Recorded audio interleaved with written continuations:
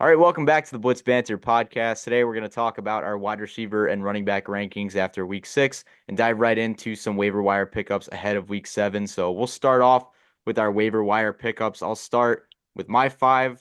I have two running backs to start, Tyrone Tracy Jr.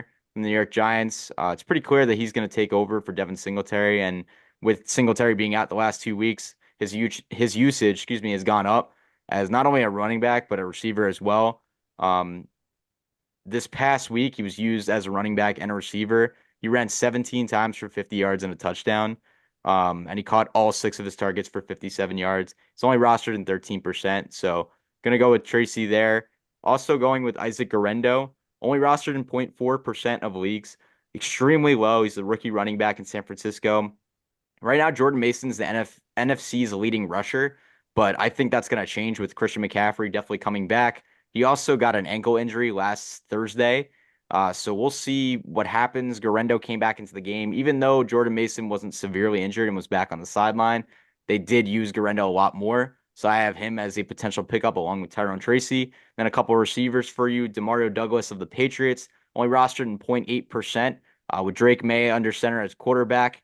He looked really good. He actually looked really good before Drake May was named the starter, but he looked even better with the rookie quarterback in. So I like Pop Douglas a lot there. And then going with a familiar name, Josh Downs. Now, Anthony Richardson was named the starting quarterback. He's back for the Colts. Downs was doing better with Flacco under center, but I do think that with him not only tied for the most catches and fourth most targets of any player over the past 3 weeks, I think his numbers will continue to go up even with Richardson. Richardson is a run first quarterback, but he has a great arm. If he can stay healthy, I love Josh Downs. I know there's a couple of other receivers that we might be targeting, Adonai Mitchell, Alec Pierce, but I like Josh Downs kind of emerging into that like sneaky wide receiver one. And then to round out my list, I have Cade Otton as my tight end pickup for the week, 19%. I scored his first touchdown of the season this past week in the Bucks' 51-point lead, or 51-point explosion, I should say, over the New Orleans Saints on Sunday. So I think he's a really good option as long as Baker can stay healthy as well.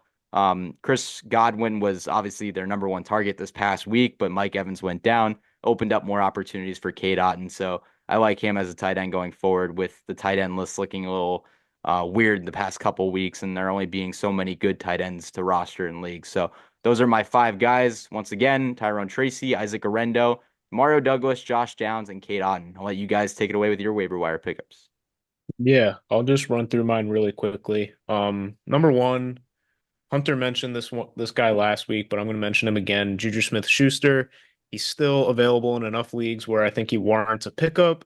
And with the uncertainty of who's going to be the wide receiver one on the Kansas City Chiefs offense, I mean, we saw Juju Smith-Schuster kind of take that role, and he looked really good doing it. So I'm not saying that's going to hold up, but it's not impossible either. So that's my first pickup.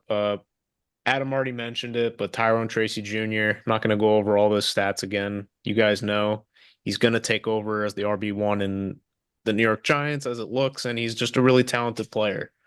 The next guy I want to mention is Ty Chandler, and it's really only for the reason that Aaron Jones is kind of a day-to-day. His status is kind of in question, and so should there be a running back to step up to the plate, it's going to be Ty Chandler. And the Vikings could give him a large workload because they seem to like to run the ball and use Aaron Jones, and I think they could do the same thing with Ty Chandler. Um, the next guy who I think is probably one of like the steals of the waiver wire pickups, actually, kind of a sneaky pick, is Tyler Algier. I mean, Bijan Robinson had his blow up game this past week against the Panthers, but I mean, Tyler Algier got involved as well. Like, if I'm looking at some of the stats here, he had 18 carries for 105 rushing yards, and he had a touchdown along with that. So, like, I mean, even though Bijan, like, you want to say he had the majority of the workload, but no, Tyler Algier actually had the most carries, which is crazy. So, it's kind of looking like a split backfield almost between Tyler Algier and Bijan Robinson. And should Bijan go down, I mean, Tyler Algier's really good. He's just a really good player. So I think he deserves a pickup.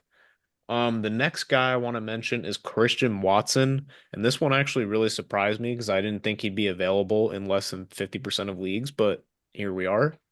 Um, Or actually, he's rostered in less than 50% of the leagues. My mistake.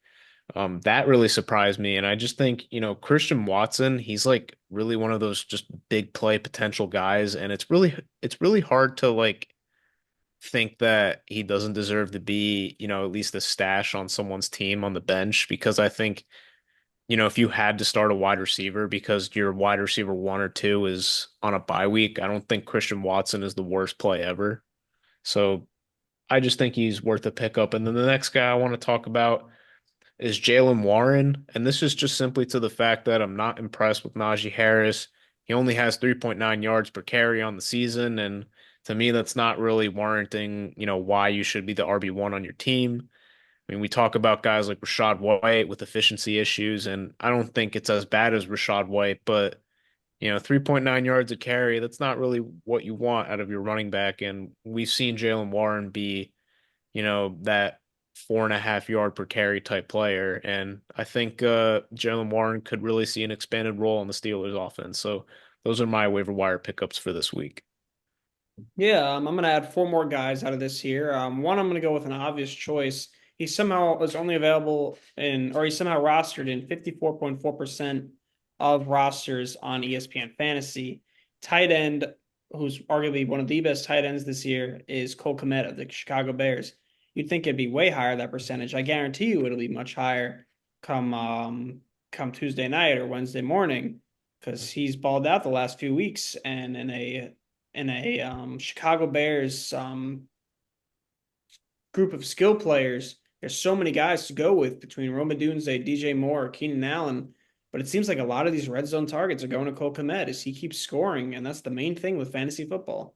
So Cole Kmet is easily my first choice here. Although, like I said, I'm sure he'll be gone even before this video is posted. Um, Next up, we're gonna go with a guy who had the best week in fantasy football this week. We're gonna go with Sean Tucker of the Tampa Bay Buccaneers. Um, was this a one-hit wonder kind of thing? It might have been, considering that he's the third running back on the Bucs roster. I mean, you got Rachaad White, Bucky Irving, and him and Sean Tucker. And Rachaad White was out coming into this game, and Bucky Irving did his thing. He shined both in the pass and run game, but Sean Tucker played out of this world, dude. Like, and we never heard of this guy, and he put up like 40 fantasy points, like a literal 40 burger in fantasy, like in like his first like real game, pretty much, which is really incredible to see. Am I confident that he could keep this up? Not necessarily, but I mean, Rachaad White, Bucky Irving had a good game. Sean Tucker had a good game. Rachaad White hasn't really had a good game yet this season. He's supposed to be the starter. So there could be some shakeups going on in Tampa, whether it's later this season or in the off season. Who knows what could happen there? So right now we have Cole Kmet and Sean Tucker. Number three, this one's a little bit of a conservative pick. I'm gonna go with Dameon Pierce, Houston Texans running back. It seems like the Texans technically have four running backs: Joe Mixon, Dameon Pierce, Darion Ngombowale, and Cam Akers. But Akers and Ngombowale, they really did nothing last game as Pierce kind of stole the show. Besides Mixon, of course, who had one of the best weeks in fantasy. But Pierce 2 years ago, his rookie season, was a monster, one of the best in the league. And then they decided to go get Mixon, or he was injured a lot last year, and then they get Mixon this year, and he hasn't really been heard of. But he finally got he finally built a case to play, and he really showed off. And I was really impressed with him. Do I think you should start him next week? Probably not, but I think he's someone that you could stash back there just in case Mixon does get hurt, which has already happened this season. And last but certainly not least, we're going to go with Isaac Guerendo of the San Francisco 49ers. Jordan Mason went out for a little bit. Isaac Guerendo made sure on Thursday night that the Seahawks don't complete this comeback as he had this huge run towards the end. But also, I mean, in general, he had 10 carries for 99 yards. A lot of that came on that last run of his, but still, he was consistent in the backfield, and that's really all you could ask for a rookie running back. I believe he went to Louisville. He's a rookie. I want to say second or third round pick. But he's got a good future ahead of him, especially after this one game. But like I said, I don't know if I'd start him really again this season, but I think he's good to have as long as Mason is iffy, and McCaffrey's out. So there's my four. It's Cole Kmet, Sean Tucker, Damian Pierce, and I just said his name. I just said his name. Isaac Uh, Guerendo. Isaac Guerendo. Yes, Yep. yes. Can I think for a sec? But yeah, Yeah, of course. I had Guerendo as well.